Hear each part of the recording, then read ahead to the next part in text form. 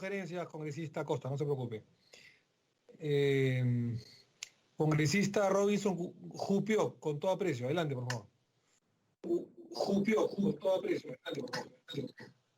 Jupio. Buenas tardes, presidente. Saludar también a... Buenas tardes, presidente. Saludar a los colegas presentes en la sesión virtual. Creo que estamos a bien considerar este cambio que la misma población ha estado esperando, dada la coyuntura vivida en el Congreso anterior.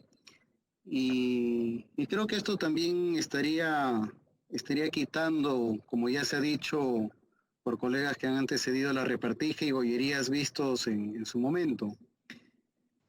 Y a la vez, esto generaría un mejor sistema transparente, democrático y equitativo.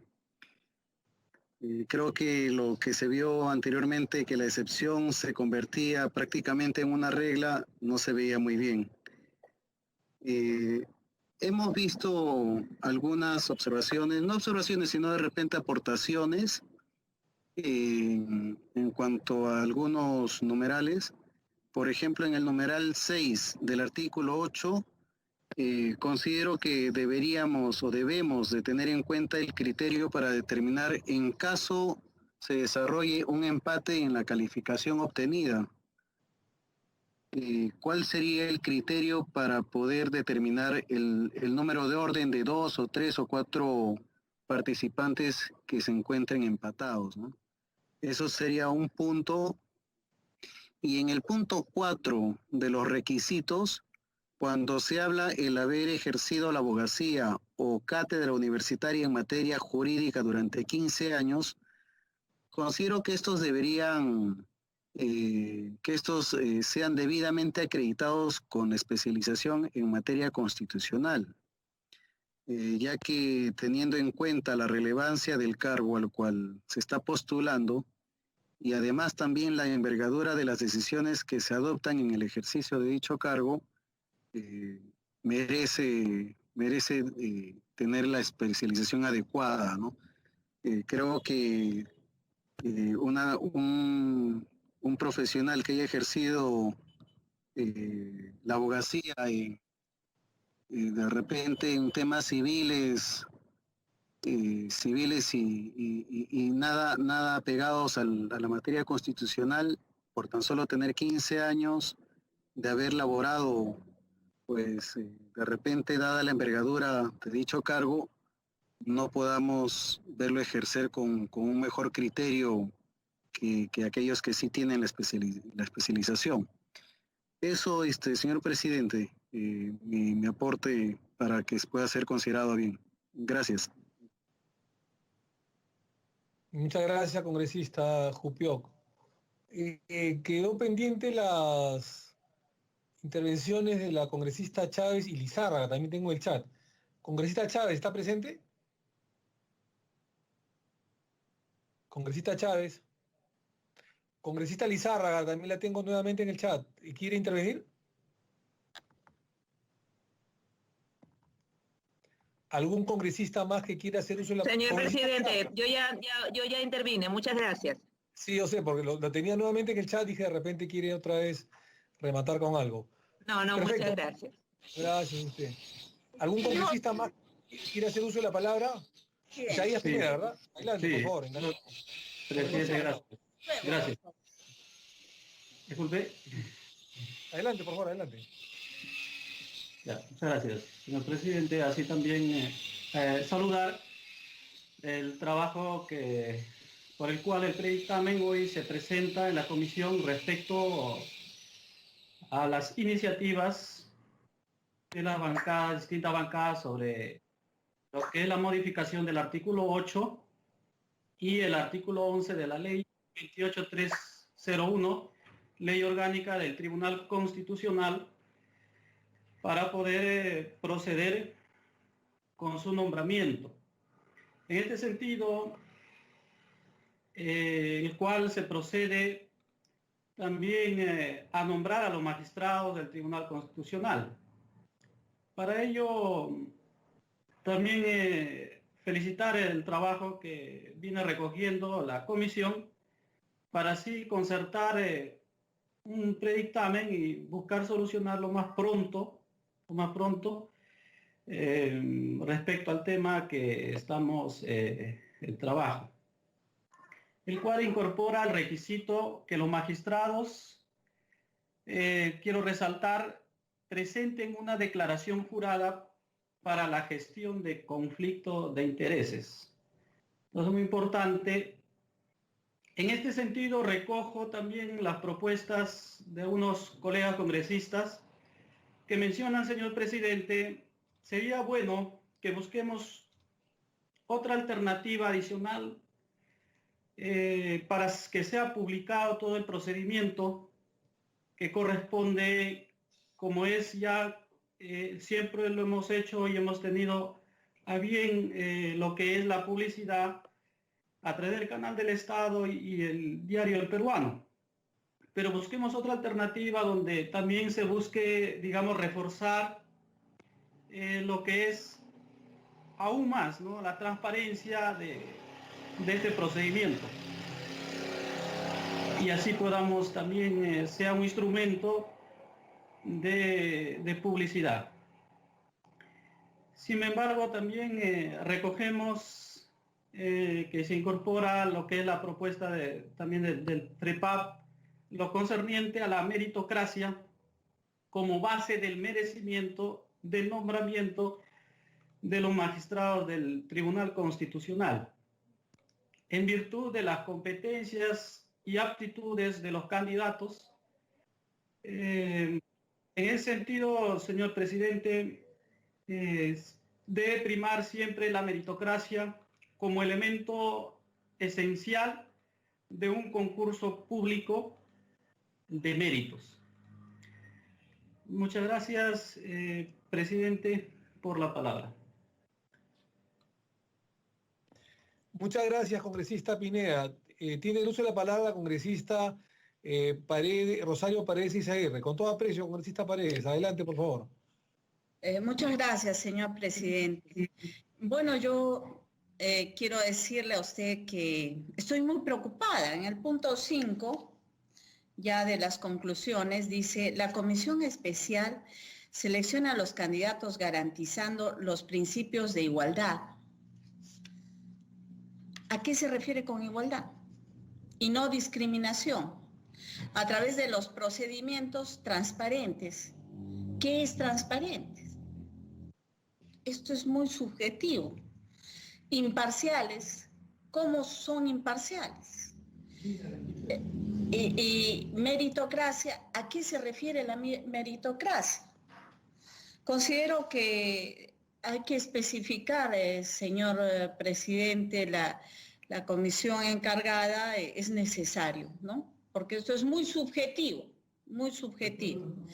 Y en la parte del punto 7 dice, si concluidos los cómputos de los votos en el plenario del Congreso de la República no se logra cubrir las plazas vacantes, la Comisión Especial procede en un máximo de 5 días hábiles a formular sucesivas propuestas en base al cuadro de méritos hasta que se cubran las plazas, ¿no? Considero que acá hay que colocar, pues que hay que poner 6 personas, que por lo menos sea en un 150 más... 150% más el número requerido para que no demos mucha vuelta en el tema, ¿no? Ahora, y no vayamos a varios procesos. Ahora, la comisión especial es un candidato, un propuesto por partido político, ¿no? También sería bueno que sea un integrante de la comisión de presupuesto, de constitución, para que de alguna forma engarce el trabajo. Nada más, señor presidente. Gracias. Muchas gracias. Tiene la palabra la congresista Marta Chávez, con total aprecio. Gracias, presidente. Gracias por su comprensión también. Tuve que salir un momentito para sustentar un proyecto en la Comisión de Trabajo, señor presidente. Señor presidente, coincido con lo que ha señalado y advertido con mucha experiencia el señor congresista Carlos Mejía.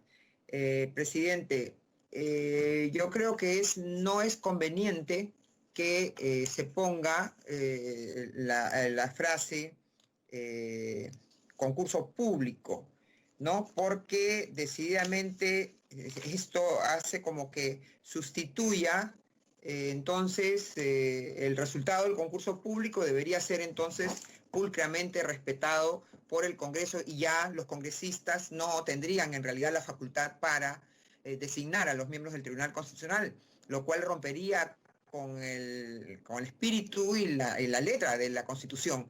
Señor presidente, yo creo que hay que tener cuidado con ello y en todo caso lo que puede hablarse es de una convocatoria pública abierta, si ese es lo que se quiere indicar, ¿no? Que ya no sea por invitación, sino una convocatoria pública abierta. Y ya se inscriben entonces todos aquellos que quieran ser partícipes de esa elección. Señor presidente, lo que ha ocurrido el año pasado en relación a, lamentablemente, este tema tan importante como es de regular, qué duda cabe que siempre es posible mejorar las normas. Las normas no solamente son opinables, son debatibles, el derecho es debatible, la política es debatible, estamos en una institución como el Congreso, que es una institución política, donde los votos cuentan y los votos obedecen a coordinaciones de las bancadas. Es decir, no es intrascendente pues las diferencias políticas que hay. Por eso es que la Constitución ha querido y el constituyente ha querido que esta decisión se tome, señor presidente, con una súper calificada de 2/3 del número legal de congresistas. Entonces, señor presidente, aquí hay que reconocer que existe decisión de cada uno de los miembros del Congreso que vota a favor, en contra o en abstención de la designación de algún miembro del Tribunal Constitucional. Y eso es así porque así lo ha querido la Constitución. Lo cual no significa, sin embargo, presidente, que esa decisión de los señores congresistas no tenga que estar anclada, fundamentada, sustentada en la idoneidad de las personas que son escogidas. Más allá de sus opciones políticas, su identificación política, yo también considero que es imposible pedirle a una persona neutralidad en materia ideológica y en materia política. Lo que no puede haber es banderías de carácter partidario, señor presidente. No puede haber tampoco estas intolerancias como que haya una presidenta del Tribunal Constitucional que sin ambajes declare yo soy anti tal, ¿no? Eso no es posible, porque eso ya le resta independencia. Los antis, señor presidente, son una cuestión negativa, castran la independencia y castran la idoneidad de las personas. Siempre he considerado, podemos tener incluso adversarios o hasta enemigos políticos, pero si esa persona que es adversaria política, que piensa distinto que nosotros, es una persona con cualidades intelectuales, que van a pesar esas cualidades y ese rigor científico intelectual, más allá de cualquier bandería política, señor presidente, debe estar ahí. Y así esto, señor presidente, supone también, ya creo que ha sido mencionado, que no podamos exigir en los requisitos que esa entrevista que tengan los candidatos a miembros del Tribunal Constitucional con los integrantes de la Comisión Especial tenga que referirse a un examen sobre su posición ideológica o política. No se condena la opinión, señor presidente. En todo caso, esa entrevista tendrá que versar sobre la capacidad intelectual, la versación jurídica de la persona. Y aquí quiero hacer una reflexión, señor presidente. Yo no exigiría, sí, obviamente, preparación básica en materias constitucionales, pero también en el Tribunal Constitucional se ven no solamente temas netamente constitucionales, se ven temas que tienen que ver con derechos fundamentales que pertenecen a otras especialidades del derecho, como el derecho penal, el derecho laboral. Si bien no se resuelve sobre el fondo de las materias, señor presidente, de todas maneras hay que tener esas especialidades para poder enfocar los diversos asuntos que se presentan, tanto en derecho administrativo cuando se trata de las acciones de competencia, en derecho penal cuando se trata de la no observación de las garantías de un proceso penal, señor presidente, cuando se habla y se pronuncia el Tribunal Constitucional sobre la proporcionalidad de lo que significa una detención preventiva, ¿no? Y entonces, todas esas, cuando el Tribunal Constitucional se puede pronunciar, señor presidente, sobre la indignidad de la carcelería, de la situación carcelaria a la que puede estar sometida una persona, por más que sea una persona condenada. Entonces, es necesario, señor presidente, ser riguroso con la versación jurídica y con la transparencia y el ejemplo de vida de una persona, ¿no? Una persona que llegue al Tribunal Constitucional no puede ser pues una persona que es una persona omisa en sus obligaciones tributarias, omisa en sus obligaciones familiares, que ha sido condenada por delitos, que ha sido despedida por acoso sexual o qué sé yo, señor presidente. Hay que buscar idoneidad en las personas. Entonces, yo sugeriría, señor presidente, que se hable de esa convocatoria pública abierta. Y por supuesto descartaría totalmente, en estricto coherencia con lo que hemos debatido hace unos momentos respecto a la inmunidad parlamentaria, en que se proponía el otorgarle la decisión de ello a un ente ajeno, que además es fiscalizado por el propio Congreso.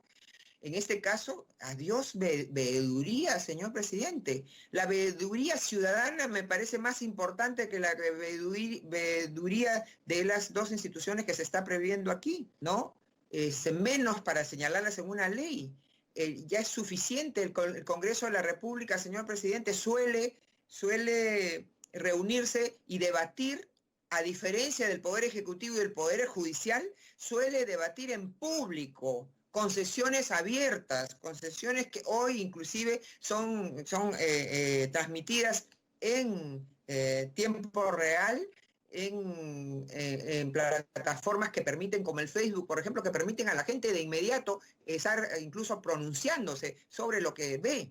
Y entonces hay ya una veeduría ciudadana que nos libera, señor presidente, de estar poniéndonos el yugo nuevamente de diríamos, el sometimiento, como si fuéramos, ya se dijo en anterior debate, como si fuéramos menores de edad. No, señor presidente, y lo que ha sucedido con los miembros del Tribunal Constitucional, en la designación de los miembros del Tribunal Constitucional, de 6, el intento que hizo el Congreso, señor presidente, de acuerdo a la ley del Tribunal Constitucional, que fue modificada en el año 2006, meses antes de que termine el periodo de los miembros del Tribunal Constitucional, en este caso el periodo de 5 años, ellos fueron designados en mayo del año 2014, señor presidente. Eso significaba que, de acuerdo a la ley orgánica vigente, ese proceso de reemplazo se inició 3 meses antes, y se inició mucho antes, inclusive casi 6, en el mes de diciembre del año 2018. Entonces, señor presidente, ha habido acá, y lo digo y lo repito, porque ha habido mucha desinformación interesada de parte del gobierno del señor Vizcarra en querer presentar ese proceso que siguió muchas pautas y que se rigió de acuerdo a la ley vigente en ese momento. El gobierno del señor Vizcarra en ese momento no le interesó diciembre, enero, febrero, marzo, abril, mayo, junio, no le interesó el tema. Solamente cuando ya el proceso de selección de los miembros del Tribunal Constitucional llegó, señor presidente, al momento en que ya se tenía que votar en el Pleno del Congreso, ahí recién resucita y presenta su proyecto y su exigencia absurda de que si no le aprobaban en ese momento, suspendiendo un proceso autónomo de un poder autónomo como es el Congreso de la República, entonces le iba a venir el botín. el botín, porque fue un botín, ¿no? De un señor que no tiene trayectoria partidaria, ni tiene evidentemente trayectoria democrática. Entonces esto es bueno que se diga, porque ha habido mucha desinformación respecto de la actuación del Congreso de la República. Y mientras tanto, el colateral de todo esto ha sido que tenemos magistrados que se han mantenido ya más de un año, señor presidente, en un cargo, ejerciendo en un cargo. Y yo quiero señalar algo, presidente, una reflexión más. Esto de que los cargos se prolonguen mientras no sean designados los reemplazos por el Congreso de la República fue una modificación que se introdujo recién en el año 2006. No ha sido una norma que existiera desde el inicio de la dación de la ley orgánica del Tribunal Constitucional, ni menos desde el funcionamiento luego que, señor presidente, se cambió con la Constitución de 1993, lo que era antes con la Constitución de 1979, el Tribunal de Garantías Constitucionales, que se creó recién en el año 79, señor, con la Constitución del año 79. Entonces, en ese momento se introdujo el año 2006 una modificación, ¿no?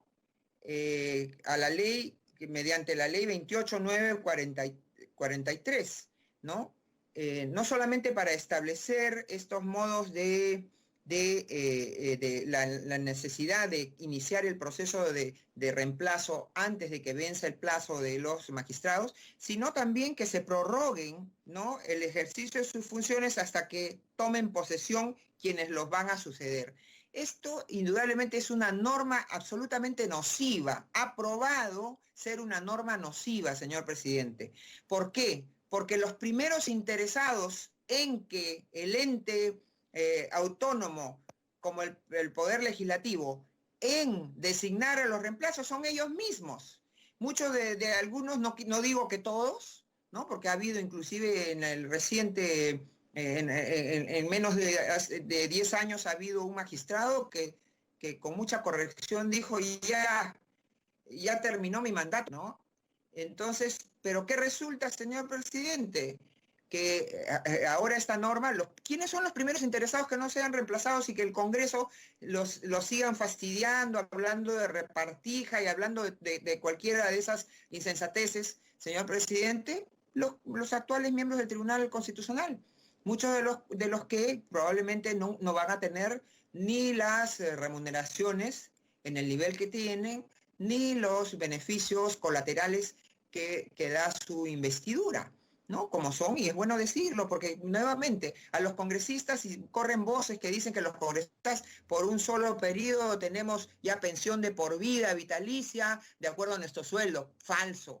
Dicen que tenemos chofer, dicen que tenemos vehículo, dicen que tenemos un sueldo mayor que el de los congresistas, que el de los ministros. Falso. Ganamos la mitad de ellos y menos de la mitad de los vocales supremos, señor presidente. Ganamos menos. La vez pasada estaba viendo por el tema del CERFOR las hojas de vida de los viceministros de Agricultura, y resulta que la viceministra de Agricultura y el viceministro de Agricultura ganan sus 28.000 soles, así, sin ningún, y nadie los mira. Nadie los mira, pero a nosotros nos están preguntando si hemos percibido gastos de instalación, cuánto es nuestro sueldo, etcétera, etcétera, señor presidente. Y lamentablemente algunos de los congresistas contribuyen. Se les ha pagado la vez pasada sus gratificaciones truncas a los congresistas del periodo pasado, y ya salió alguien a decir, claro, siguiendo la receta de un congresista que le encantaba tener todos esos recursos, no los devolvía, pero sí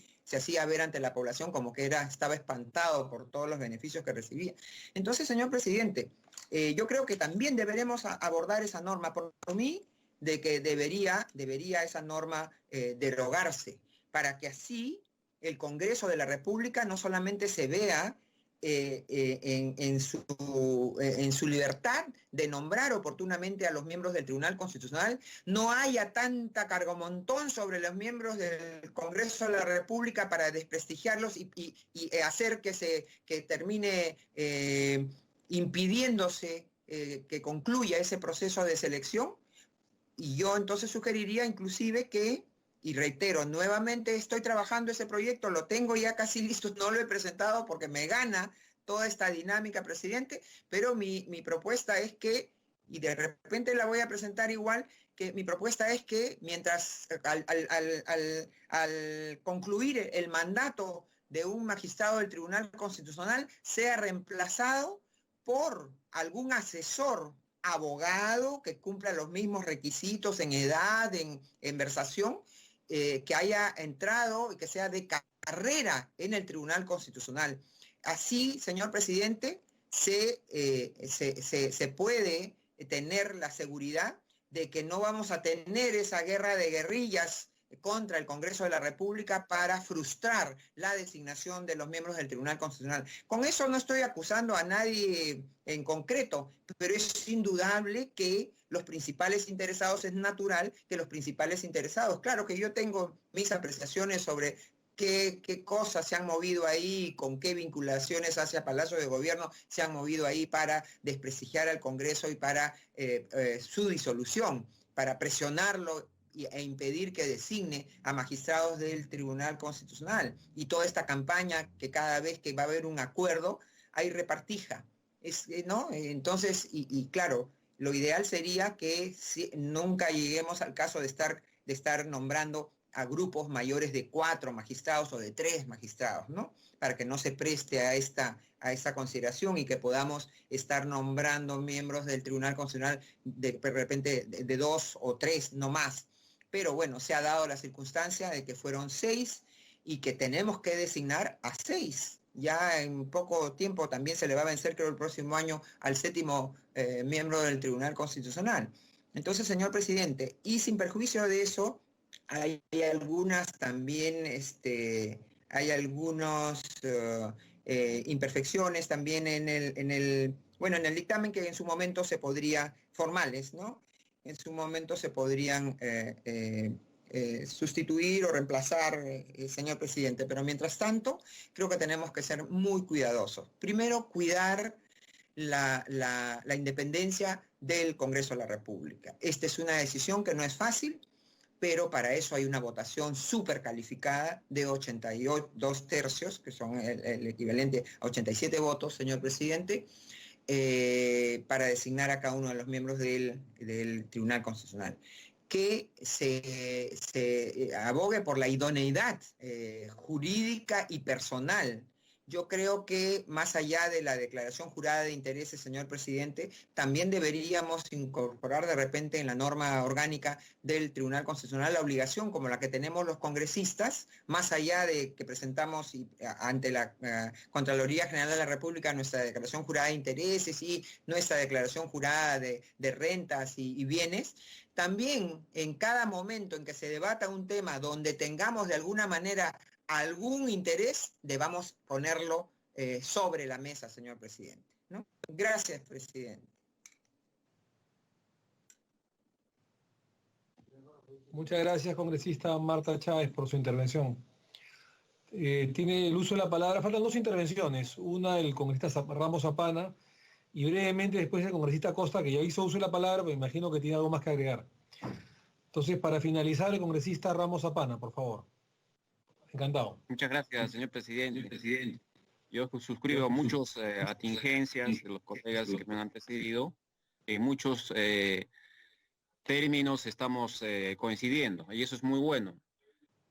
Además también, señor presidente, ya en las sesiones pasadas yo me refería a usted que teníamos urgencia como comisión, como cumplir la formación de este nuevo Congreso, porque dado el Congreso anterior, justamente que en ese conflicto, el primer poder del Congreso con el Ejecutivo ha desencadenado en la disolución del Congreso y nosotros debíamos haber puesto en agenda como número 1 abordar el nombramiento de los magistrados del Tribunal Constitucional.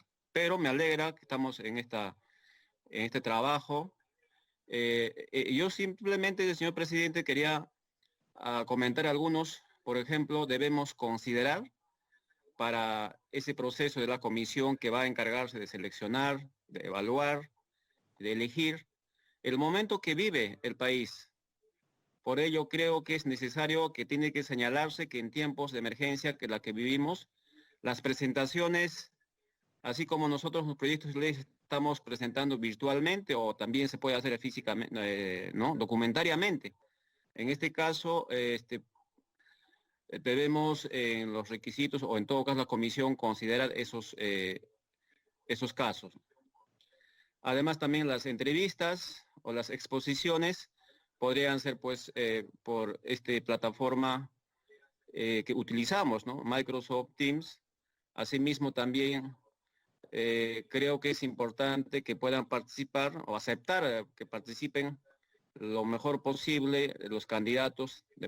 Uno de los requisitos que sean independientes, ¿no?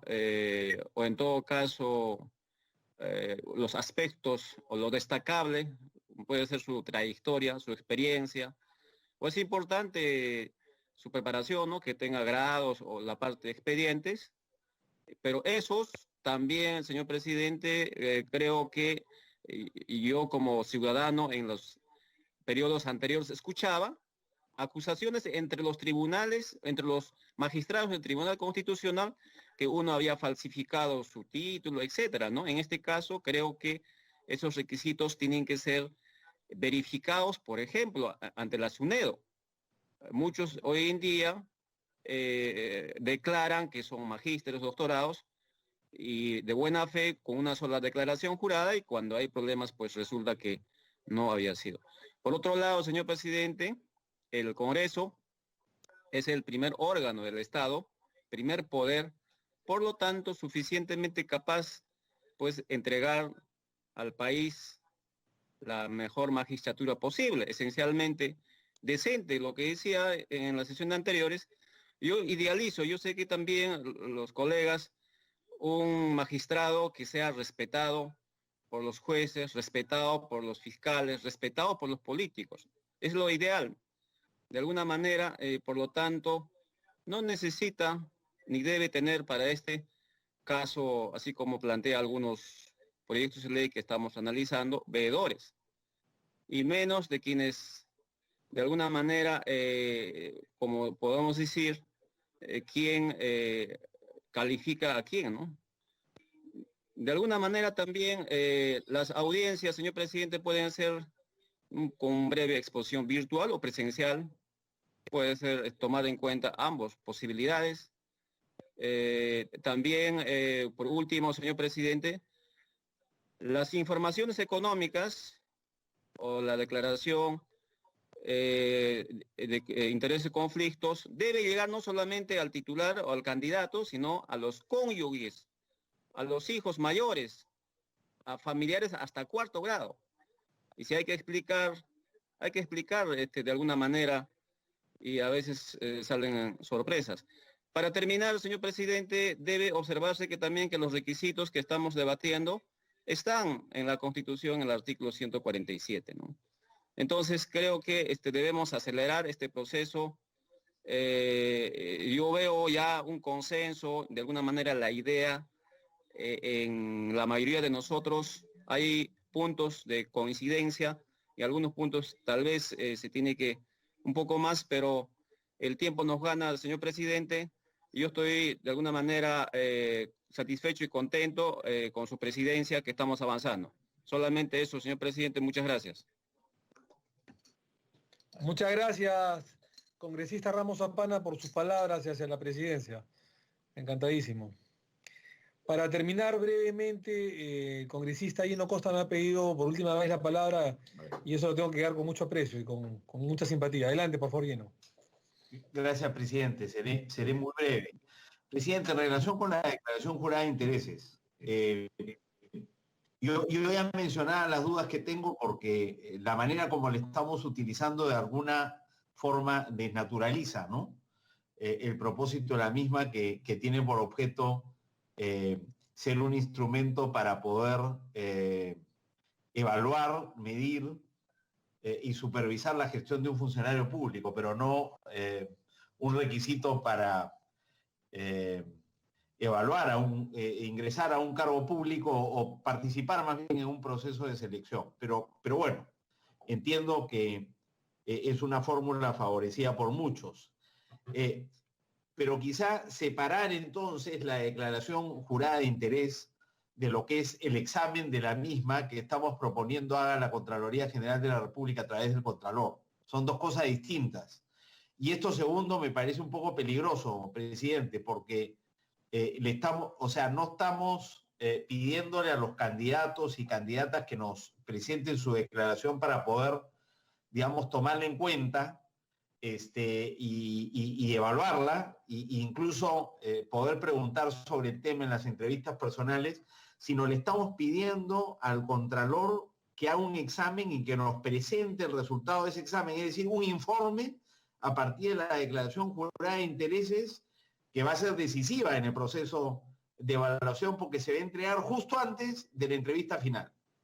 Entonces, si la Contraloría fuera una institución a prueba de balas y más allá del bien y el mal, podríamos hacer esa confianza, pero esta es una tarea que la Contraloría nunca ha desempeñado, será la primera vez que lo haga y la función va acompañada de muchísimo poder, porque tiene la capacidad de influir decisivamente en la manera como los congresistas y las congresistas tomemos nuestras decisiones al momento de seleccionar a los miembros del Tribunal Constitucional. Me parece, presidente, peligroso, no lo digo por el actual Contralor, es un peligro que tiene que ver con el hecho de que la Contraloría no es ajena y sus titulares no son ajenos a los avatares de la administración pública peruana. Hace 3 años el Congreso, por casi unanimidad,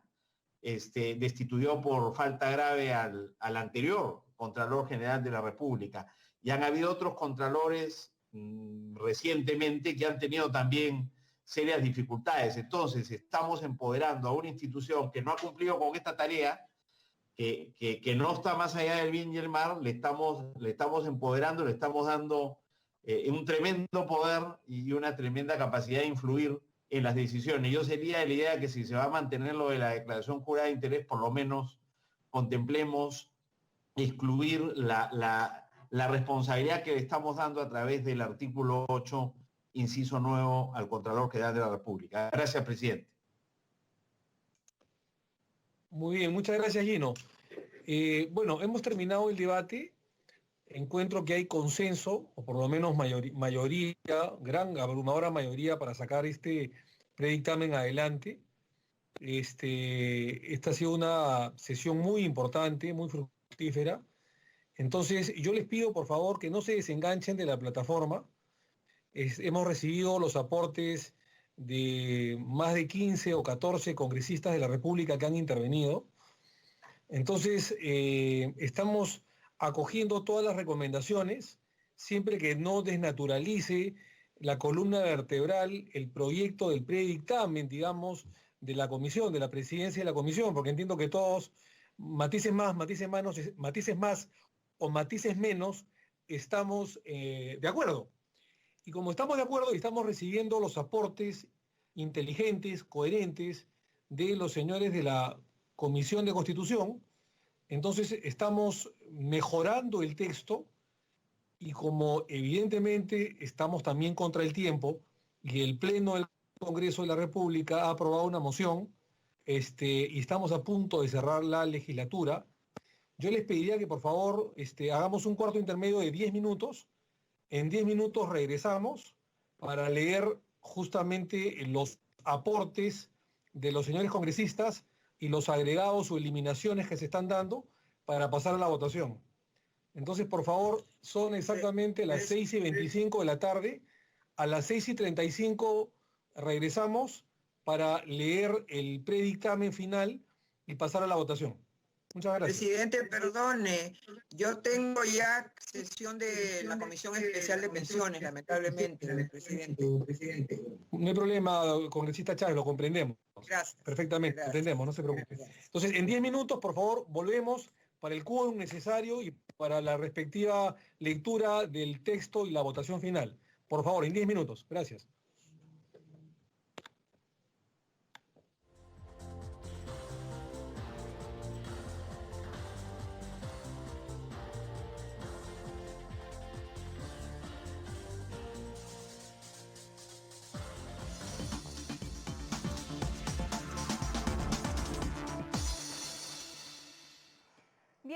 8:26 de la tarde veíamos a la Comisión de Constitución y Reglamento que preside el doctor Omar Chejade Moya sesionando desde la mañana, una jornada extensa en la que se sigue a través de esta comisión. Vamos a hablar un poco de lo que se ha visto el día de hoy. Se tuvo la presencia del señor Iván Llanera Quispe, él es secretario general de la Asociación Civil Transparencia, para opinar acerca de los proyectos de ley relativos a la implementación de ciertas medidas para minimizar los riesgos de la pandemia en el ejercicio de los derechos políticos. Se esperaba la presencia también del señor Víctor Ticona Postigo, presidente del Jurado Nacional de Elecciones, pero no se dio, pero estuvo el señor Iván Llanera Quispe. Además, se han escuchado las diversas participaciones de los integrantes de esta comisión acerca de un tema que tiene una propuesta también de quien preside esta Comisión de Constitución y Reglamento, que es el silencio parlamentario respecto de la inmunidad parlamentaria. Diversas posturas de los diferentes integrantes y fuerzas políticas de esta comisión respecto de la eliminación o no de la inmunidad parlamentaria. Se pasó a cuarto intermedio y luego se ha revisado, por supuesto, la meritocracia en la elección de los magistrados del Tribunal Constitucional. Se ha pedido 10 minutos para volver a trabajar de manera virtual en esta comisión y por supuesto que nosotros vamos a seguir aquí contándoles cada detalle de esta jornada extensa que se vive a través de esta comisión. Nos vamos a una pausa y regresamos con más en Agenda Parlamentaria a través de la señal de Congreso Televisión. Pausa, regresamos.